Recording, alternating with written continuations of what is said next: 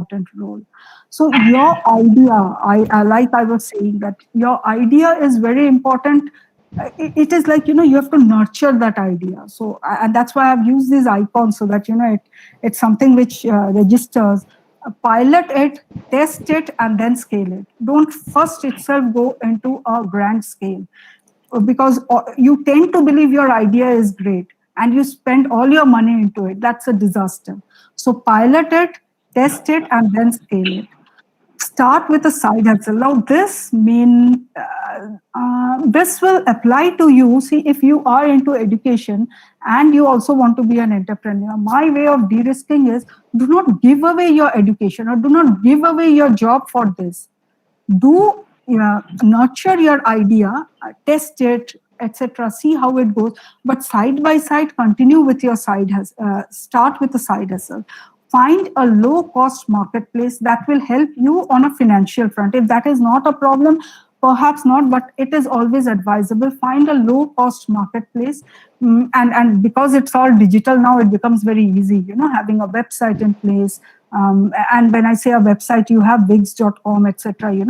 WordPress is there. So you don't even need to invest in a domain name, but investing in a domain name, etc., actually helps an investor to believe that yes, you are serious about it. You are not here just because a random idea came. You have given thoughts to it. You have put it down through a website. You are promoting it. So if you are going to an investor after you have already 2 to 3 customers with you, then that gives them a kind of sense that, okay, without much of funds, without much of planning, without much of promoting, marketing, he already has 3 good customers. So that means they are already convinced that yes, this has a potential.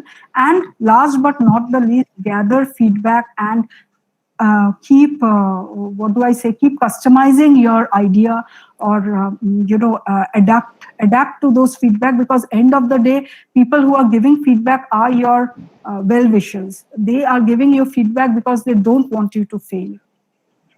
So I will come up with a very interesting example over here, and I will request you all, please listen to this very carefully. There are 2 kinds of solutions. When I started the career in 1999, I know we all the time as designers, web designer, or as a project manager, I used to keep using this word. We have to build a robust solution. It should be able to handle millions of users. I should ensure that it is very robust in terms of security, etc. But I think the COVID times has taught that a solution needs to adapt. And I'll give you a very interesting example. This is a bridge which was built in Honolulu. They built a bridge by bringing in the best of the architects from Japan. They were very proud of what they did. But you can clearly see something is wrong in this image. I would love to hear if some of you want to say what you see is wrong in this image. But because time is short, let me put the perspective here. You can see a bridge and you are thinking, what have they done over here? So what really happened, and that's why I said that that COVID is just one such scenario. Be aware there will be many such crises in your journey. There was the river which was flowing below it, and there was the 2 roads connecting it, and it was a bridge which Honolulu people were very proud of. Then there was a hurricane, and the entire river changed its course. The 2 roads on the 2 sides stopped to exist, and this became a bridge with huge investment but becoming redundant. I'll just take you one step back. So this is what they had built, and this is how it stands now, with all the money gone waste.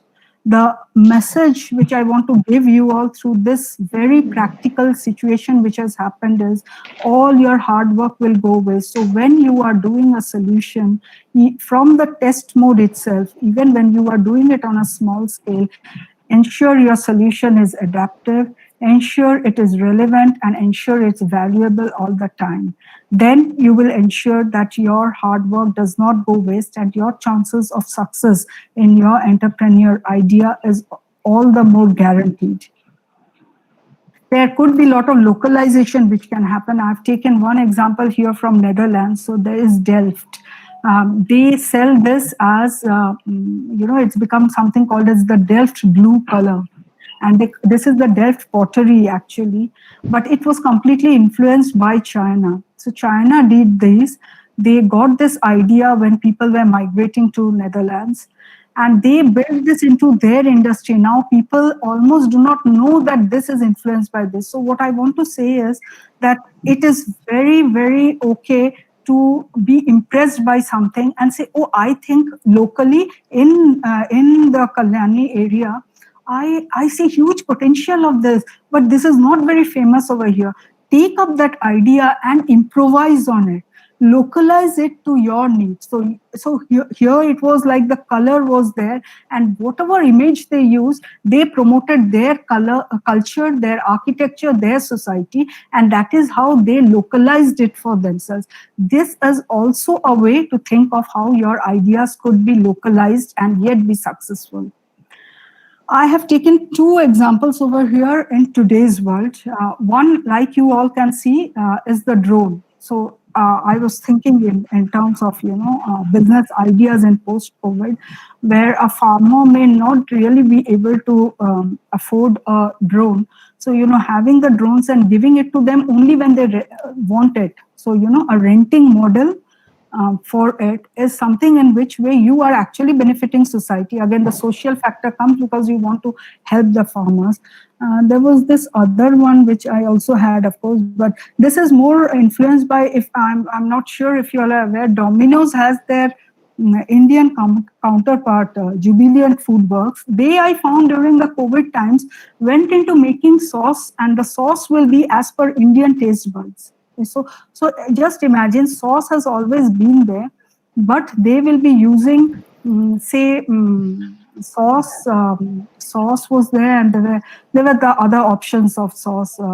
But what I want to say, that when I was hearing in terms of abundance of mangoes, if you have abundance of papayas, you have abundance of pumpkins, take them and try to see what you can do at a local level and at a large level by preventing the wastage of these food products. And at the same time, we know there is huge skill set. There is no dearth of skill set in West Bengal. Use those skill sets and try to prevent the food wastage and at the same time make money. But you will have to do it in a unique way. So today's day, generalization is gone. If you are making a pickle or a sauce or anything which is actually for the entire market, it won't work. If you want to go for a larger market, make it as per their taste buds. That requires research. Do your research, understand what kind of tastes goes in which part of South India, North India, East, West, and accordingly build on it. And that's how it could be unique.